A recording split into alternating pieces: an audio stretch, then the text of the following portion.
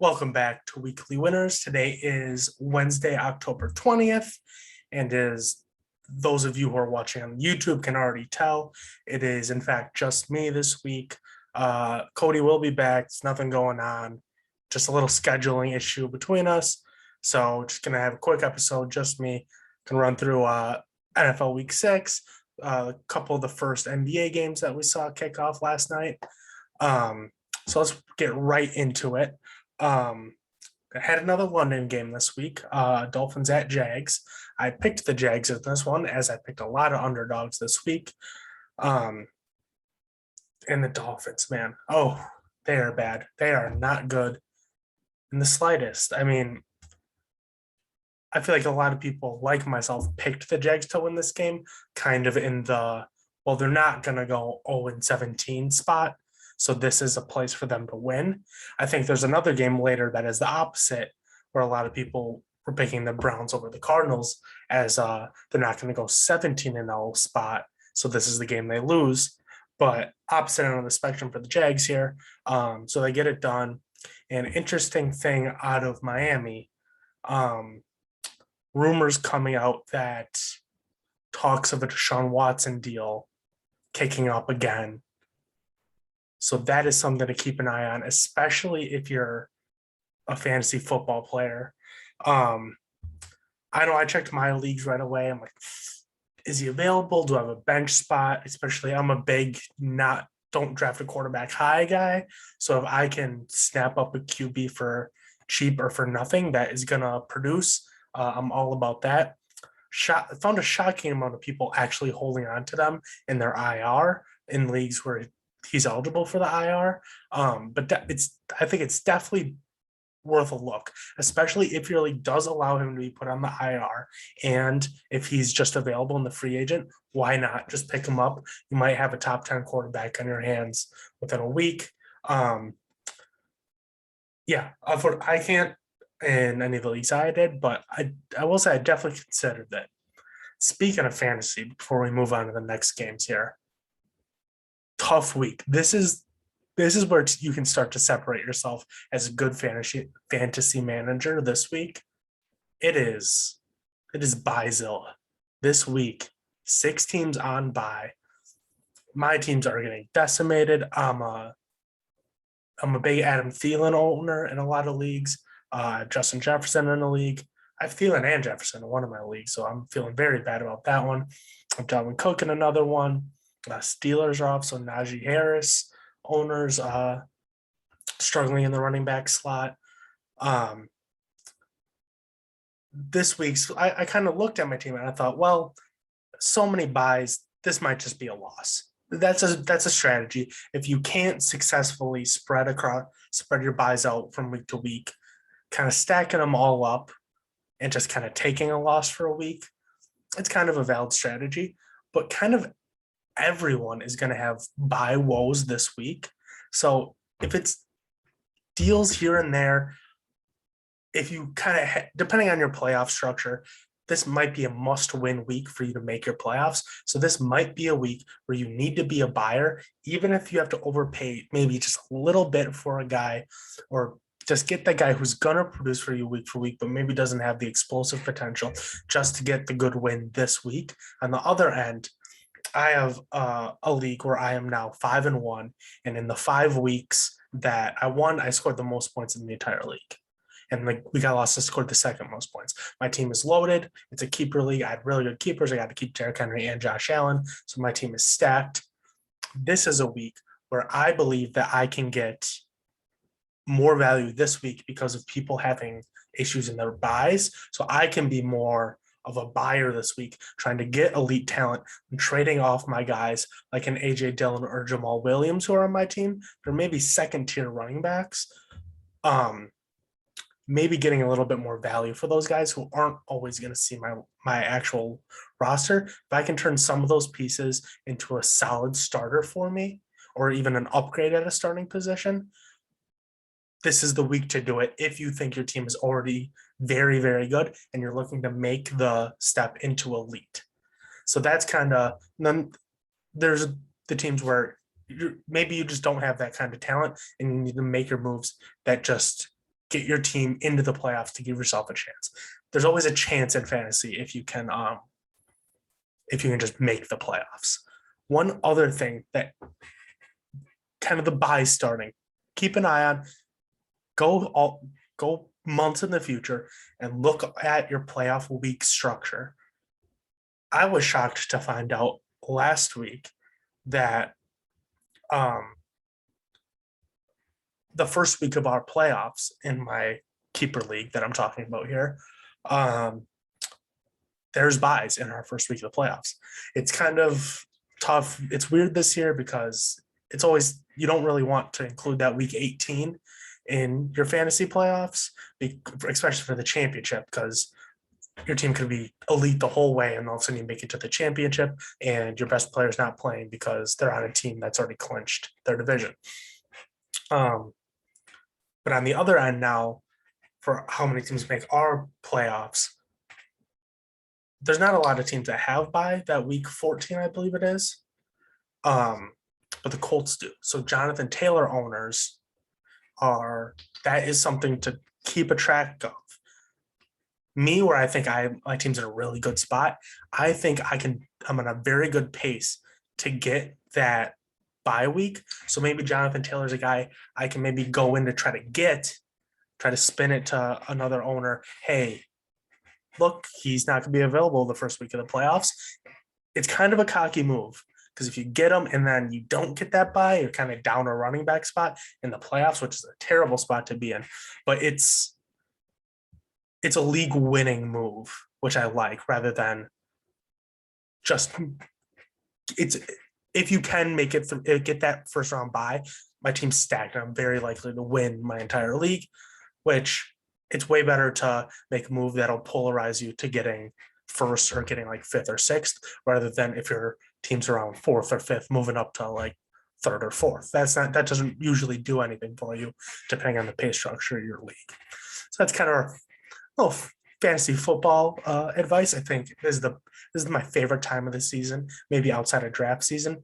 It's trade time. Teams know what they are. There's not a whole lot of flukes going on. You know what players are. It's time to be looking at other people's trades, calling them up, messaging them.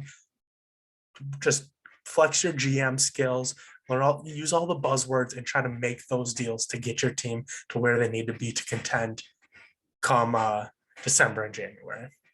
Let's move on with the week 6 recap here. We'll go Bengals at Lions. I picked the Lions in this one. I thought the Bengals were in a huge letdown spot over that heartbreaker against the Packers. No, the Lions stand tall as the last remaining winless team after the Jaguars win. And I believe they have the Rams next week. So those woes will likely continue. It's embarrassing how many times I've bet the Lions, to be honest. But Bengals, AFC North is ridiculous.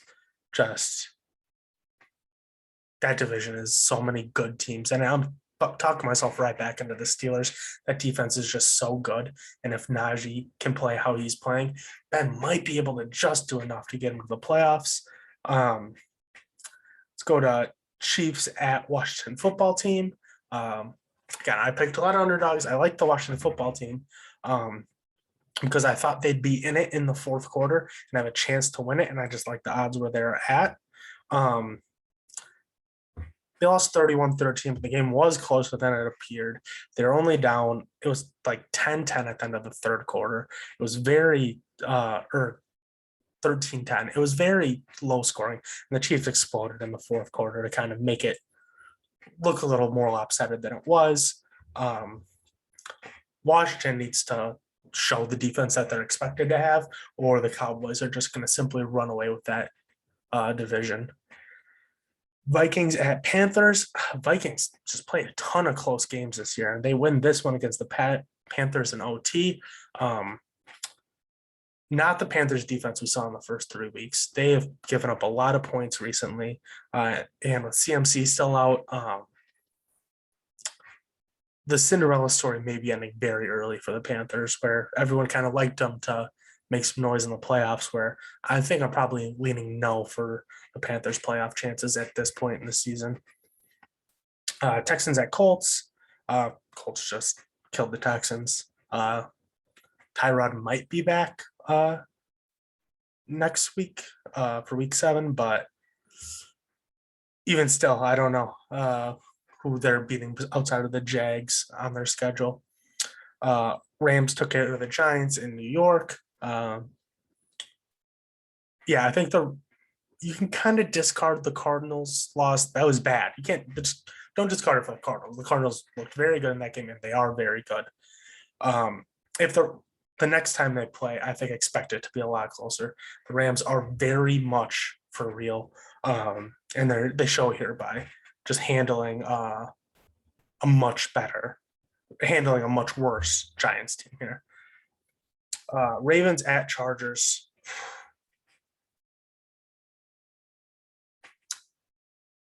This is tough for the Chargers. A lot of people got behind them after that Chiefs win. I was always kind of behind them. These were kind of they were my dark horse. Bet them to win the Super Bowl. Bet them to win that division.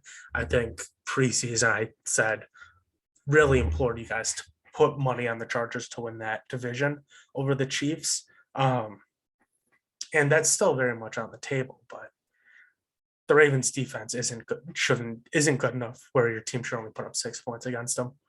It like sometimes Lamar Jackson will just do Lamar Jackson things, and if you lose to the Ravens 31-34, that can just happen. But you can't lose them to them 6-34. You have to hope this is just an off week for him, but definitely something to be concerned about going forward. Packers at Bears. Packers win by 10. Kind of a sloppy game, but Rodgers beats the Bears as he always does, and he'll let you know about it. Quick thing on the Packers. Nothing screams to me more right now that it is Rodgers' final year in Green Bay. I think people were very much thinking that at the beginning of the year anyway, but the Packers only recently have become a team that even dabbles in free agency or trade talks at all. And this year, they've already added like 3 defensive pieces in season. And just today, Whitney Merciless is joining the Packers, that ex-Texans pass rusher. They're clearly all in for win now. They look very good, but they also look very desperate to win this year. I think it's very much last dance vibes. I think this is the last year for Aaron Rodgers, and the actions of the team very much are reflecting that. Nonetheless, they get past the Bears, and they have quite the lead in that division, despite their blunder in week 1. Cardinals just handled the Browns. They look so good. They're still undefeated, the last team left in the league. I said that the Cardinals would dominate this game because of the difference under center, and oh boy, does that seem like it was correct. Everyone knows I'm not shy to criticize Baker Mayfield. I don't think he's very good. Threw for 234 yards, 2 touchdowns, and an interception, but that includes a 50-yard Hail Mary at the end of the half. So you take that away, and all of a sudden it's looking more like 170 for a touchdown and an interception on 30 pass attempts, and that's just atrocious. That's not enough to win you games. And the Browns agree. He got a little beat up in this game, and Case Keenum's starting the next game for the Browns. I'm not exactly sure the extent of Mayfield's injury. I'm not sure if he could play if they wanted to, or if this is a kind of step on the brakes.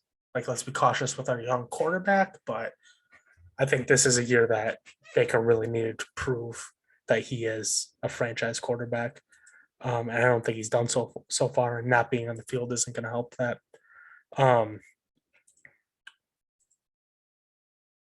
Moving on to the Raiders-Broncos. Raiders get a good win over the Broncos. Me and Cody both picked them in this game, despite Gruden's absence after he stepped down from the team. Yeah, I think that was a great pick. We were both all over that one. yeah, I think the Raiders can continue to make noise in their division if they keep just beating the teams they should beat. I mean, obviously the Chiefs could turn it on at any moment, but that defense really, really, really worries me. And the Chargers, if they can get right after this Ravens game, I think at this point it should be the Chargers to lose. But the Raiders are kind of that bluff catcher. If the Chargers keep having weeks here and there, the Raiders might just stay pat and end up winning it at the end of the year, which I know Cody would love. Um, Cowboys, Patriots. Cowboys won in overtime. This game made me sick. I had the Patriots in it. I love the Patriots in this one, and they kind of just threw it away at the end, quite literally, with that interception. Um, this was a roller coaster of a game. I wish I would have watched more of it. I was watching on Red Zone, so I was getting updates pretty consistently for it. But yeah, it was a very exciting game. And Monday night, we had probably the game of the week. Titans beating the Bills.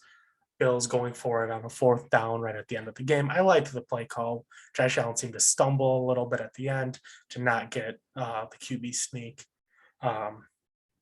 Yeah, the Bills are going to have a weird resume at the end of the year where they just kill teams by like 40 points. And then they have a loss to the Titans who have beat the Jets, or lost to the Titans who have lost to the Jets. And they also have a loss to the Steelers in week one. It's kind of bizarre. But the Titans, after beating the Bills and losing the Jets, might have even weirder resume at the end of the year. Those are all our games week 7. But for the first time, we have not just NFL scores to go over. We have NBA. Just 2 NBA games last night. It was the tip-off. Bucks got their rings. The rings look sick. They kind of have this detachable portion, which comes with the chains. You can like wear the top of the ring as a necklace, which I think looks really cool because whoever is going to wear that ring consistently, those things are huge. But really good win over the Nets from the Bucks. They were even short a couple guys, and with I think Grayson Allen debuted for them. They just paid him 2 years, $20 million extension. He looked really, really good. Trying to pull up the box score from that one here. Yeah, Giannis doing Giannis things. Kevin Durant looked really good. The stat sheet will not show you, but James Harden really was not the number 2 that Brooklyn needs him to be to go forward. He just did not have good shooting numbers from the floor, and Middleton honestly just outperformed him. Like Giannis and Durant are going to do what they're going to do. It's very hard to stop either of them, but kind of saw it when they played in the playoffs last year. If it's that supporting cast, and especially if the Nets aren't going to get Kyrie this year, I don't see how the Nets are still as heavy favorites as they are to win both the finals and the East. I really like the Bucks. I think we'll go over some lines in a bit here, but I really think the Bucks are a really good bet. And then the Warriors actually showing out and beating the Lakers. Warriors are also a little bit higher than I expected them to be in odds wise. I guess they showed why against the Lakers a little bit. It's so hard to, everyone loves Clay, but it's so hard to imagine what he's going to be. He hasn't played so long. And he's just getting older at the same time. So I don't really like the Warriors. Like here's the championship odds. Brooklyn at plus 250. That's absolutely crazy to me. That's so low. Lakers plus 400 and the Bucks plus 800. I love that Bucks bet. And the Warriors are right after at plus 900. I think the Bucks are at least twice as likely to win as the Warriors. Jazz plus 1500. I'm telling you right now, the Jazz are not going to win the finals. It's Jazz Clippers. I don't really see it at either of those teams. And then the next kind of tier is plus 1600 with 76ers and Suns. Suns apparently not going to pay DeAndre Ayton, so I don't really see them getting back. Kind of felt like the stars aligning for them. 76ers, it all depends on the Ben Simmons trade, obviously. Apparently, he was making a fuss at practice, so they suspended him for a game after kicking him out of practice. Um, I'd love to see him just keep just like not participating in practice or just being a nuisance to everyone else, and they keep just suspending him for a game, one game at a time until they finally trade him. Um, and the other thing about Ben Simmons is I see a lot of people saying like, "Oh, pouting and doing all this. It's not helping your trade value. It's not helping you get out of Philly anytime faster." And right now, I'm like, they're clearly going to trade him. They're not going to like you're not going to play for them. And if you're not going to play for them, what motivation do you have to up your trade value? If anything, you want to tank your trade value, so whatever team you end up going to has to give up less for you. It's obviously if you take it too low, they'll just not be able to trade you, and then you're stuck. But I don't think he really owes anything to the 76ers. This has not been amicable on either side. So yeah, but Sixers, I just don't know how you bet that without knowing what that deal looks like. And the Nuggets are kind of plus 2,000 with the Heat at plus 2,200. And those are the last two teams I think I'd even consider betting on. Like long shots, it'd be so hard. Like the Hawks at plus 3,500, maybe. But outside, yeah, anything over plus 2,500, I think you'd have to have some serious surprises go on for that to even be possible. Um,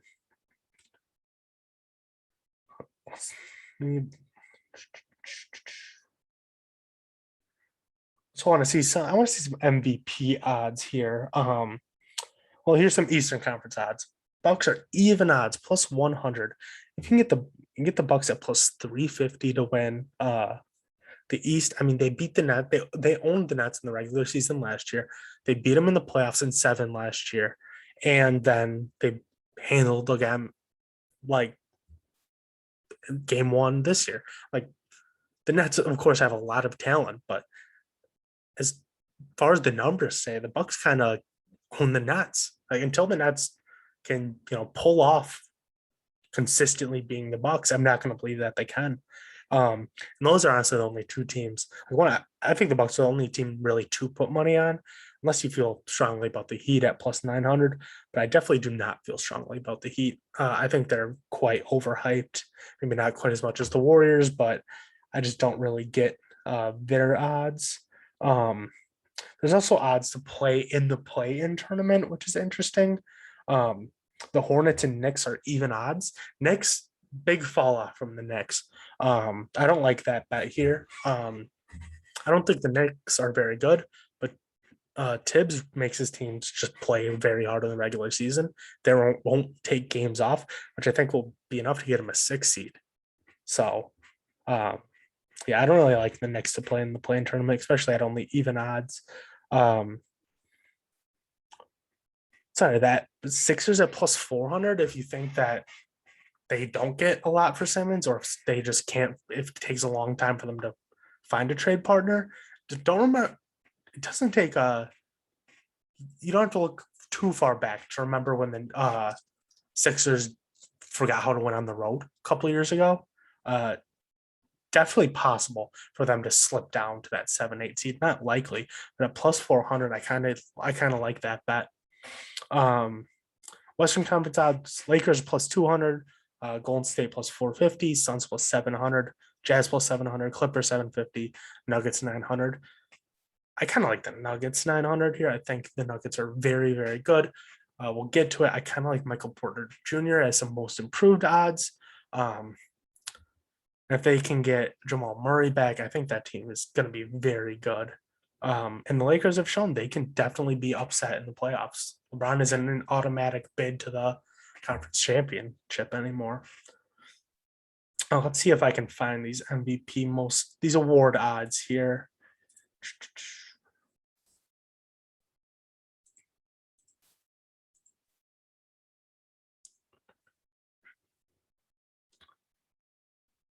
Oh, there's games tonight, so they might. Yeah, there's games starting a bit, so it looks like they may be postponed for the moment. You can't bet them. at this exact moment. We'll pull those up next week, and that'll be better anyway. Me and Cody will both kind of give our picks for the, your MVP, your sixth man, your most improved coach of the year type awards. So yeah, so we'll give you guys our picks for those next week. It's not like they're really going to change after a couple of games. It's a long season. A lot of people don't tend to care about the NBA until NFL season's done. I was very excited to get it for it to tip off, but I will admit I will start paying much more attention and maybe watch more than just Bucks games once NFL season's over. Because right now I'm gonna watch Bucks games, or if there's a great series like a great game like a Warriors Lakers, then I'll watch something like that. But it will probably not be till after NFL season before I really see any like Rockets or Thunder games or something like that, unless they're playing the Bucks. But tonight, whole slate got Pacers, Hornets, Bulls, Pistons, Cavs, Grizzlies, Rockets, Timberwolves, 76ers, Pelicans, Magic, Spurs, Thunder, Jazz, Nuggets, Suns, Kings, Trailblazers, Wizards, Raptors, Celtics, Knicks. And I'm not going to give any picks for those games right now. I'm just going to let you know what the system. I covered this back in like episode 1, but I make most of my sports betting money betting on the NBA. So there's games where there's good teams playing bad teams, and the good teams will go down big around halftime ish, and then you bet that team to come back or bet them against the spread, and you get big lines on good teams that you should normally never get because the NBA is like a game of runs. This was so profitable for me when the Warriors were the Warriors with KD, Steph, and Clay all in their primes. They would go down 20 to some, like just any team they're playing, and then they could make that up in half a quarter. Like they would make it up in 5-6 minutes, and all of a sudden you're like, oh, the Warriors were down 18 at halftime. I bet them to win the game plus 400, or you can get them plus 15 points. So that just looking for games tonight, Cavs beating the Grizzlies is the second biggest line. I really like it to be a good team against not a good team. You really can't get too cute with it. You can't be like, well, the Grizzlies are 7-point favorites. The Grizzlies are good, not great. So I don't really like that one. I think the only game where this is maybe possible tonight is Thunder at Jazz. Jazz are 13.5-point favorites here. If the Thunder end up on the Jazz double digits or so, I would then look to maybe bet on the Jazz at the live line at that point.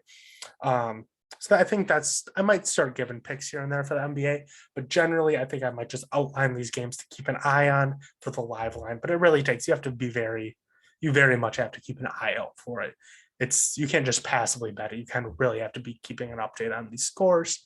But that's how I like to bet my NBA games. Either that or player props. Player props are very fun.